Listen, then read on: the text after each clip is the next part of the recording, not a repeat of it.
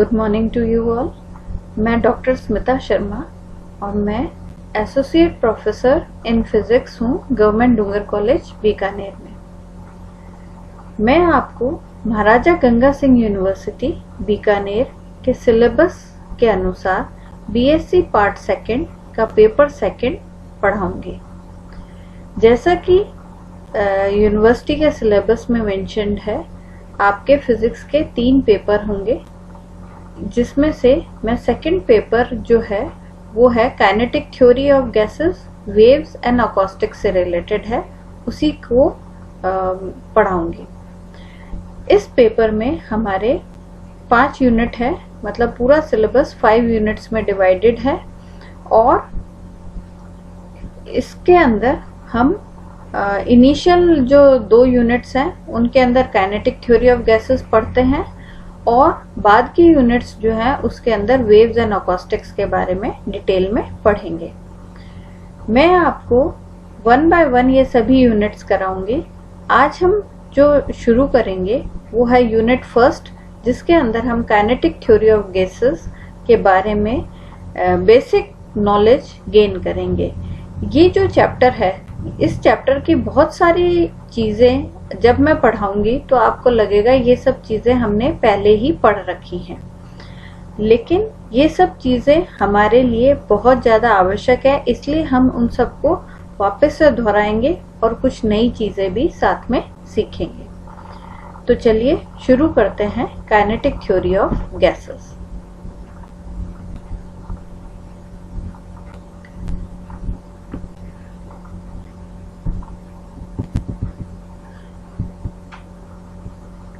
तो kinetic theory of gases पढ़ने के लिए हम इसको हिंदी में कहेंगे गैसों का गत्यात्मक सिद्धांत।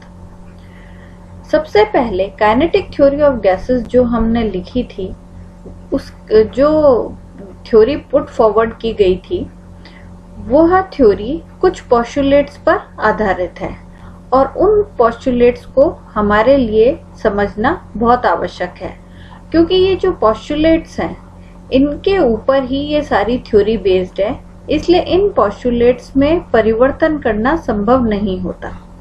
हाँ, इसके अंदर कुछ डिस्क्रिपेंसी आती है, गलतियां आती हैं, तो इसके हम आगे मॉडिफिकेशंस होते चले गए, लेकिन मूल जो कल्पनाएं थी वो यही है। अब ये क्या है? मूल सबसे पहले गैसों के गत्यात्मक सिद्धांत में ये मान लिया गया था कि गैस के सभी अणु एक समान होते हैं, दृढ़ होते हैं और गोलाकार होते हैं। ये अज्यूम किया गया था।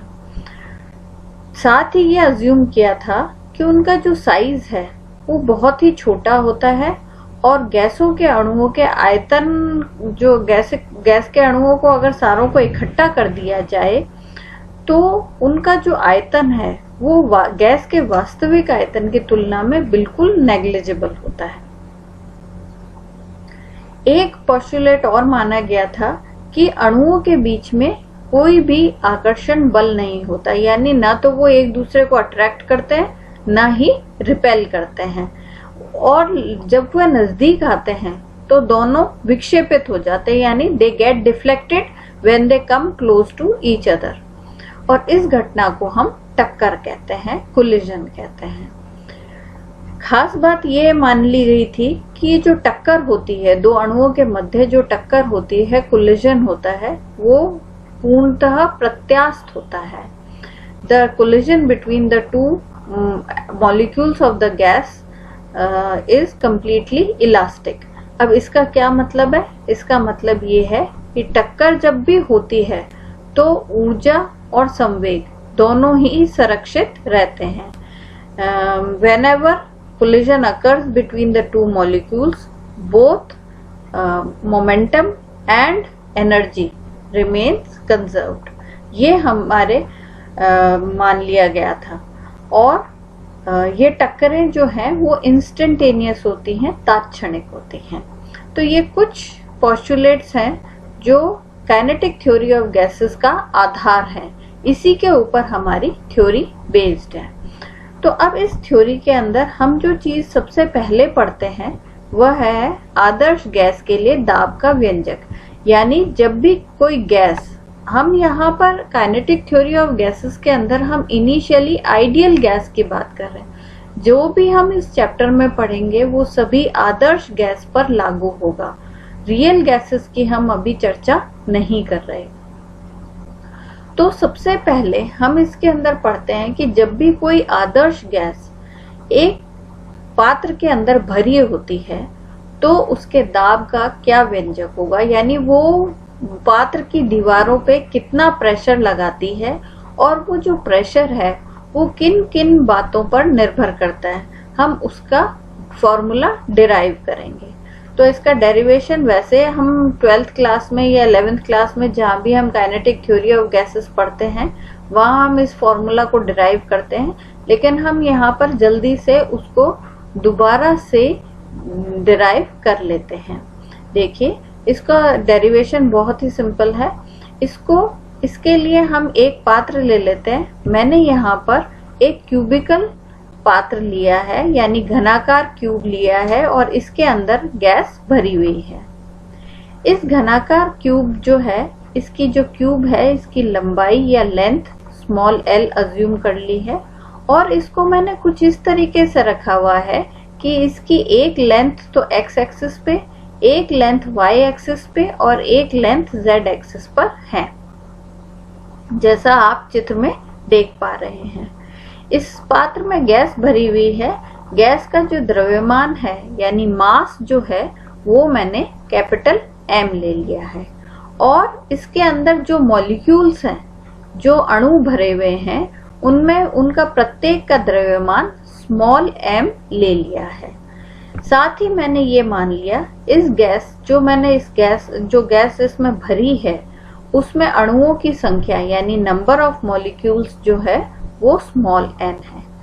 अब आप सभी जानते हैं कि अणु अगर ये जो गैस के अणु हैं वो सभी संभव दिशाओं में गतिशील रहते हैं, किसी भी डायरेक्शन में, ये कोई दिशा से कन्फाइंड नहीं होते, वो सभी दिशाओं में गतिशील रहते हैं। तो हम क्या करते हैं, सरलता के लिए एक अणु को अज्यूम कर लेते हैं।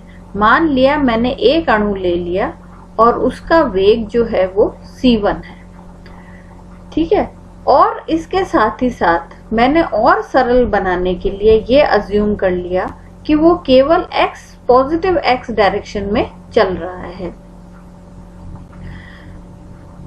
नहीं, पहले एक बार जनरल अज्यूम कर लेते हैं। हमने ये अज्यूम कर लिया कि एक अणु है जिसकी वेलोसिटी c1 है और अगर हम वेलोसिटी के कंपोनेंट्स करें तो वेलोसिटी x डायरेक्शन में सपोज कर लो u1 है, उसका मतलब वेलोसिटी का कंपोनेंट u1 है और y दिशा में उसका कंपोनेंट v1 है और z दिशा में उसका जो घटक है या कंपोनेंट है वो w1 है।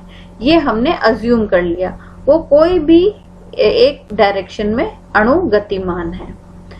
अब इसको यहाँ पे ये अज्यूम करने के बाद अब हम सरलता के लिए ये मान लेते हैं अणु जो है वो x दिशा में u1 वेग से चल रहा है, केवल x दिशा में चल रहा है, तो केवल x दिशा वाला घटक ही काम में आएगा, बाकी दिशाओं के घटक काम में नहीं आएंगे। तो अब देखिए जब ये अणु यहाँ से चलता है तो वो चलते चलते इस दीवार तक पहुंचता है, यहाँ पर वो दीवार पर टकराता है, A दीवार पर टकराता है और वापस लौटता है। उसके बाद वो चलते चलते इस दीवार तक पहुंचता है, यहाँ टकराता है और पुनः वापस इस दिशा में गतिमान होता है। तो इसी चीज को हम यूज में लेंगे। तो जब भी वह इनिशियली इस दीवार से पहले इस दिशा में आ रहा था, धनात्मक x दिशा में, दीवार से टकराने के पश्चात वो ऋणात्मक x दिशा में चला जाता है, यानी उसकी वेग की दिशा या वेलोसिटी की जो डायरेक्शन है इट गेट्स रिवर्स्ड, वो बिल्कुल ऑपोजिट विपरीत हो जाती है। अब हमने ये पहले ही मान लिया है कि जो ये कोलिजन होगा वो इलास्टिक होगा, प्रत्यास्थ होगा। तो क्या होता है, इनिशियल मोमेंटम प्रत्यास्थ टक्कर क्या कहती है, initial momentum should be equal to final momentum, यानी प्रारंभिक संवेग जो है वो अंतिम संवेग के बराबर होना चाहिए। अब प्रारंभिक संवेग क्या है, क्योंकि मास m है और वेलोसिटी u1 है, तो प्रारंभिक संवेग या initial momentum will be mu1। और टक्कर के पश्चात क्या होता है, टक्कर के पश्चात उसका -mu1 हो जाता है, क्योंकि डायरेक्शन तो हमारी चेंज हो गई है ना, तो इस कारण से -mu1 तक वो चेंज होता है। तो इस प्रकार से हम संवेग में परिवर्तन, चेंज इन मोमेंटम, सबसे पहले ज्ञात कर सकते हैं। तो change in momentum will be initial momentum minus final momentum. तो इनिशियल मोमेंटम हो गया हमारा mu1 माइनस mu1, तो ये दोनों जुड़ जाएंगे, it will be 2mu1। So the change in momentum is 2mu1, यानी संवेग में परिवर्तन 2mu1 के बराबर है। अब क्या होता है, अब जब ये यहाँ जो दीवार से टकराने के बाद वो विपरीत दिशा में चलता हुआ दूसरी दीवार पर आता है, वहां से टकराता है और टकरा कर पुनः लौटता है, फिर वापस सीधे इस A दीवार पर आता है, यहाँ टक्कर करता है, ये प्रक्रिया उसकी चलती है। तो अब अगर हम दोनों दीवारों के बीच में देखें तो 2 बार A दीवार से टकराने पर वह कितनी दूरी तय कर लेता है, 2L दूरी तय कर लेता है, क्योंकि पहले एक बार टक्कर करी, उसके बाद उसने क्या करा, जैसे मान लीजिए ये एक दीवार तो ये हो गई और एक दीवार आपकी ये हो गई, तो अब क्या है, इनिशियली यहाँ पर टकराने के बाद वह सीधा यूं चला, यहाँ टकराया और पुनः आया, तो 2 बार जब टकराया तब तक उसने कितनी दूरी तय कर ली, 2L दूरी, क्योंकि एक बार जाने में L दूरी और लौट कर आने में L दूरी, तो 2L दूरी वो तय कर लेता है। और आपको मालूम है उसकी जो वेलोसिटी है वो u1 है। तो हम इसके अंदर निकाल सकते हैं 2 क्रमागत टक्करों के मध्य समय अंतराल निकाल सकते हैं, dt निकाल सकते हैं। वो क्या हो जाएगा, डिस्टेंस अपॉन वेलोसिटी। अब डिस्टेंस कितना है, 2L है और वेलोसिटी है u1, तो हमारा टक्करों के मध्य समय अंतराल निकल गया। अब हमें पता है change, rate of change in momentum, संवेग में परिवर्तन की दर, वो क्या होती है, dp/dt। ठीक है, तो dp/dt, dp कितना निकाला है, चेंज इन मोमेंटम कितना निकाला है, 2mu1, तो 2mu1 रख दिया यहाँ पे, और dt समय अंतराल कितना निकाला है, टाइम इंटरवल कितना निकाला है, वो है 2L/u1, उसकी वैल्यू रख दी मैंने यहाँ पे और उसको सिंप्लीफाई कर लिया। सिंप्लीफाई करने के बाद मुझे क्या मिल गया, mu1/L प्राप्त हो गया। अब हमारे पास ये क्या चीज निकली है, rate of change of momentum, संवेग में परिवर्तन की दर। अब हम जानते हैं न्यूटन के नियम से संवेग में परिवर्तन की दर आरोपित बल के बराबर होती है। न्यूटन का जो सेकंड लॉ है, according to Newton second law, the rate of change of momentum is equal to the force applied on it, external force applied on it. तो F जो है वो dp/dt के बराबर होता है। अब dp/dt हमने निकाल रखा है यहाँ पे, उसका मान मैंने यहाँ रख दिया, ये हमारा फोर्स निकल गया, बल निकल गया। अब एक परिभाषा और निकालेंगे, प्रेशर। प्रेशर क्या होता है, फोर्स पर यूनिट एरिया, बल बटा क्षेत्रफल, प्रति एकांक क्षेत्रफल पर लगने वाला बल, तो बल बटा क्षेत्रफल होता है। अब बल क्या है, बल हम निकाल चुके हैं, mu1/L, उसको लिख दिया। क्षेत्रफल हम निकाल सकते हैं क्योंकि जो क्यूब है उसकी लेंथ या जो घन है उसकी लंबाई L है, तो क्षेत्रफल कितना हो जाएगा, 1/L²। तो हमारा इसको इकट्ठा करने पर x दिशा में जो दाब है, प्रेशर है, वो कितना निकल गया, mu1/L³। अब बिल्कुल इसी प्रकार से हम दूसरी केस अज्यूम कर सकते हैं कि मान लीजिए अब ये जो अणु है, पहले मैंने उसको x दिशा में माना था, अब वो केवल y दिशा में गति करता है तो ठीक इसी प्रकार से हम mv1 अपॉन l क्यूब निकाल सकते हैं। z दिशा की बात करें तो mw1 अपॉन l क्यूब निकाल सकते हैं। इस तरीके से हम इसके अंदर कर सकते हैं। तो हमने ये 3 जो दाब के घटक निकाल लिए, केवल x दिशा का, केवल y दिशा का और केवल z दिशा का। अब हम ये जानते हैं कि गैस जो है उसमें तो n अणु है, अभी तो हमने एक ही अणु की बात करी। तो अगर हम x दिशा में दाब, कुल दाब निकालें तो वो क्या होगा, पहले अणु के कारण दाब, दूसरे अणु के कारण दाब, कौन सी दिशा में, x दिशा में।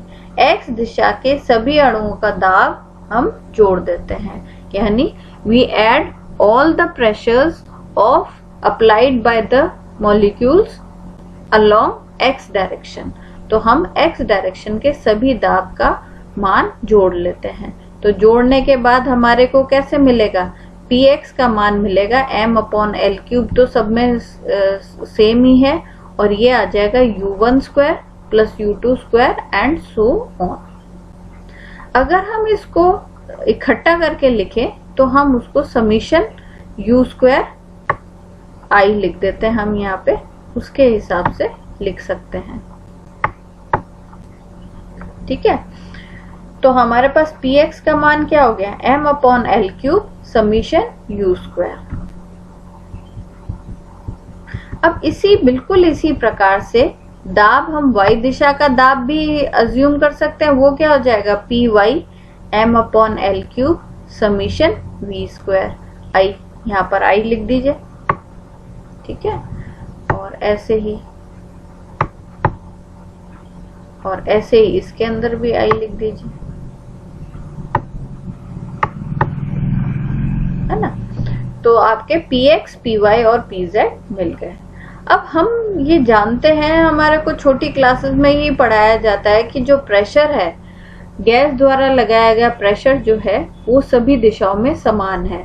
इसके लिए हमारे को छोटी क्लासेस में एक एग्जांपल देते हैं कि मान लो आप एक गुब्बारा भर रखा है आपने पानी से, और उसके अंदर आपने कई सारे छेद कर दिए, तो वह जो गुब्बारा है उसके अंदर जो प्रेशर से जो पानी निकलेगा वो सभी दिशाओं में एक समान प्रेशर से, जैसे ही आप उस बलून को दबाओगे तो सभी छेदों में से पानी एक समान प्रेशर से निकलेगा। इसका मतलब ये है कि गैस जो है वो सभी दिशाओं में, वो तो हमने पानी का एग्जांपल लिया, बाकी अगर हम उसके अंदर से, क्योंकि पानी का ये है कि हम उसको व्यू कर सकते हैं, इसीलिए छोटी क्लासेस में हम उसको व्यू करने के हिसाब से बताते हैं, लेकिन अगर आप बलून को प्रेस करेंगे तो वो दूसरी जगह से ब्लोट हो जाएगा।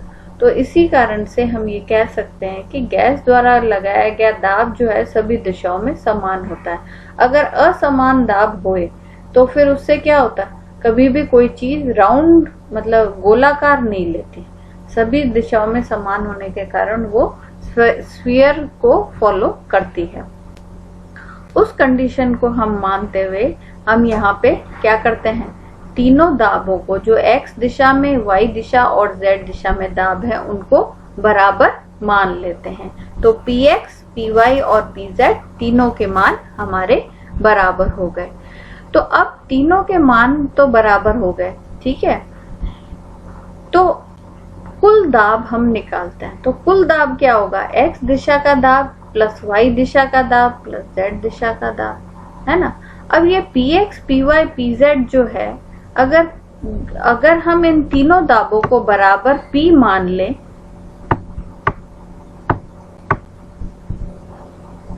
तो हमारे पास कुल दाब कितना हो जाएगा, 3p के बराबर हो जाएगा, है ना। तो 3p का दाब हो गया, और साथ ही साथ हम इनके तीनों मान जो हमने निकाल रखे हैं वो रख दिए। m upon l cube, l cube जो है वो वॉल्यूम है, क्योंकि घन का वॉल्यूम हो गया तो उसको कैपिटल V लिख दिया मैंने, और अंदर ब्रैकेट के अंदर हमारे पास केवल ये टर्म रह गए।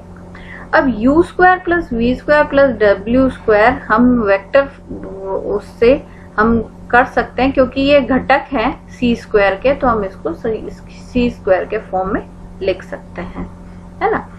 अच्छा, अब ये हमारे पास क्या आ गया, p को निकाल लिया 1/3 m/v समीशन c²। यही हमारे गैस का दाब का व्यंजक है, ये हमने फाइंड कर लिया। ठीक है, अब इसको थोड़ा सा हम मॉडिफाई करते हैं। n मॉलिक्यूल्स के लिए हम करते हैं, तो n मॉलिक्यूल्स, ये जो चीज अभी तक मैंने पढ़ाई थी वो केवल एक ही अणु के लिए बात कर रहे थे। अब हम n मॉलिक्यूल्स करेंगे तो ये n टाइम्स हो जाएगा, तो n से गुणा कर दिया मैंने। और यहाँ पर क्या हो जाएगा, यहाँ पे हमारे पास C1² + C2² C3² ऐसे आएगा, उसको मैंने Cn² के फॉर्म में लिख दिया।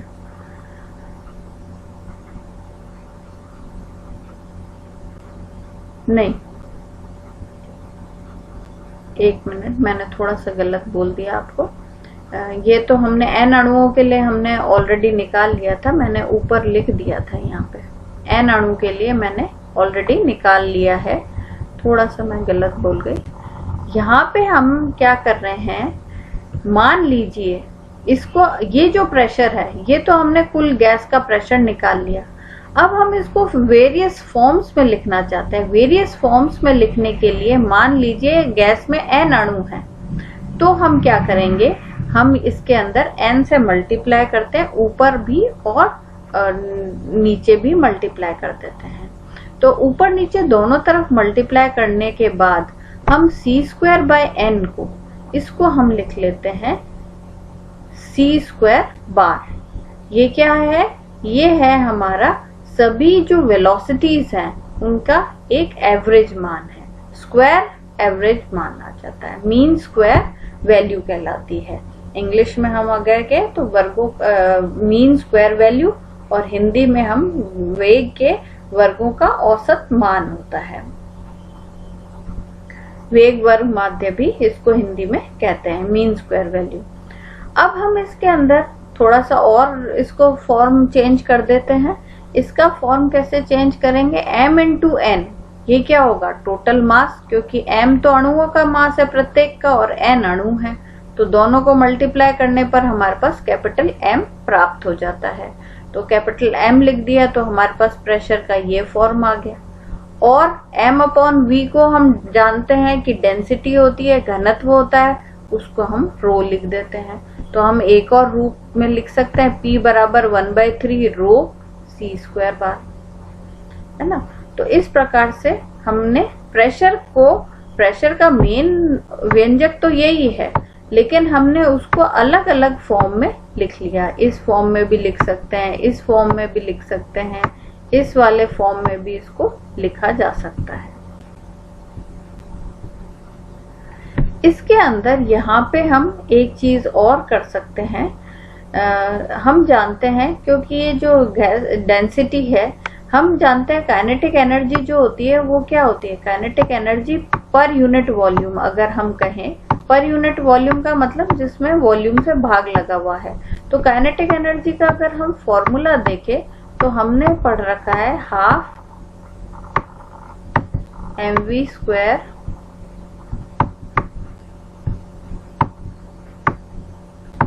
ठीक है, 12 mv², और वेलोसिटी वॉल्यूम से हम इसको डिवाइड कर देते हैं।